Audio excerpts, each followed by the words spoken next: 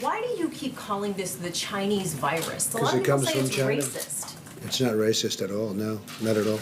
It comes from China. That's why. I mean, if you're asking me what he said, that's extremely vulgar.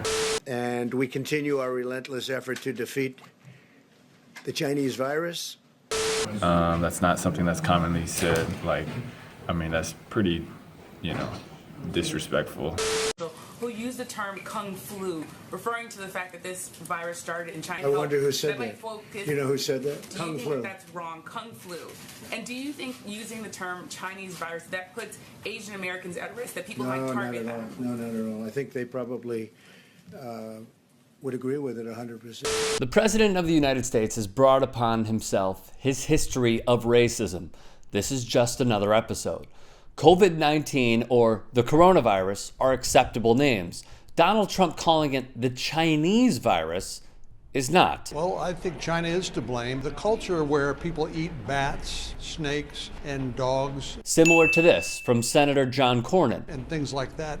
These viruses are transmitted from the animal to the people, and that's why China has been the source of a lot of these viruses like SARS, like MERS, the swine flu, and now the coronavirus. So I think they have a fundamental problem. Flat out, no nonsense, GOP spewing bigotry. And these men were not alone. The president continues to call this the Chinese virus. It came from China. I mean, you think it's okay for him to say that? I do. Senator Lindsey Graham, who once called the man he'd surrender his career for, Trump is a idiot. added on. Democrats have chosen not to pounce on the president's racism, so this patriot has done it for them. Jeremy Lin, the first Asian American player to win a title in the National Basketball Association, had enough. A 4.1 high school GPA student scoring a 14.28 on the SAT and a graduate of Harvard. Lin has seen and personally dealt with racism head on, as he was the first player of Taiwanese descent to star in the association.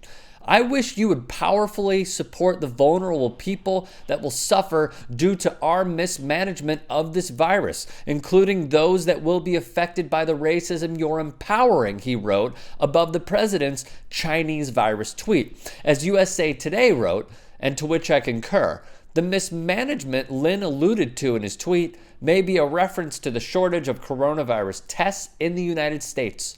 It could also refer to Trump cutting funding to the CDC and the entire pandemic team to fund his racist border wall. The mismanagement, where Trump said he took it seriously from the start, which, if you've been following COVID-19, he has not, saying it was a hoax, and then at one point saying it would miraculously disappear. There is blood on his hands. The blood of those who can no longer produce the cells to live, as they have perished from him botching this months out. Lin continued, and I don't want to hear about no German measles / Spanish flu, because everyday Asian Americans, including people I know, are threatened and physically attacked. I don't give a crap about the history of names right now. What I do know is this subtle anti-Chinese message only empowers more hate towards Asians. He went on, I'm not good with the old school Asian model minority stigma where we won't speak up or stand up for ourselves. In times like now, we truly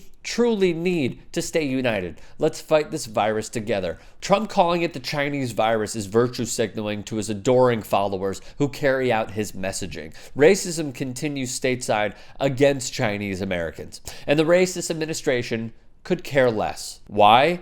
It's another diversion tactic from focusing on the real problem, a stolen presidency, from a man who has sexually assaulted countless women, whose father was arrested at a KKK rally, and is carrying out the racism playbook while holding the highest office in this country. They failed us. They failed those who are no longer living because of the effect of COVID-19. We are so far behind. And as long as 1600 Pennsylvania Avenue is occupied by its current residents, we will continually suffer this hatred, as Jungle would say, time and time again.